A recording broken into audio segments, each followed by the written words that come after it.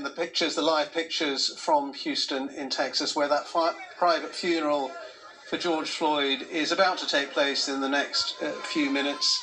Amongst those attending the funeral, the Mayor of Houston, Sylvester Turner, Reverend Al Sharpton, the civil rights campaigner, who's going to be delivering the eulogy at that private funeral service. The funeral procession will go from the church directly to the cemetery. George Floyd will be transported, then laid to rest at a cemetery following his funeral. He'll be entombed next to his mother at Houston Memorial Gardens. The entombment, like the funeral, private for the family and invited guests.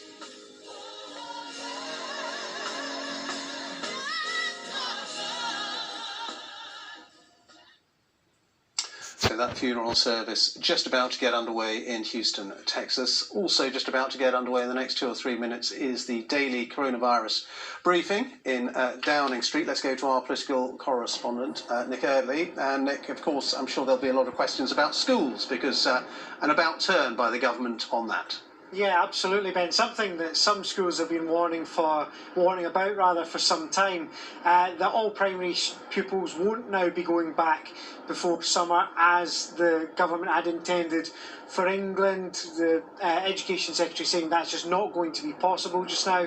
As I say, that's something that some schools have been telling us for some time. The fact that social distancing was going to have to be brought in, that classrooms were going to be limited to just 15 pupils, meant that many were warning this just wasn't possible, and it does look like it's going to be September, if not later, before all primary pupils are back in England. Remember, things are slightly different in Wales. They're looking more towards the end of June. Scotland and Northern Ireland looking towards August for that sort of thing to happen. It's the Business Secretary, Alex Sharma, as you say today. He's facing some questions too, because it's next week that we're supposed to start to see some non-essential shops opening up in England again.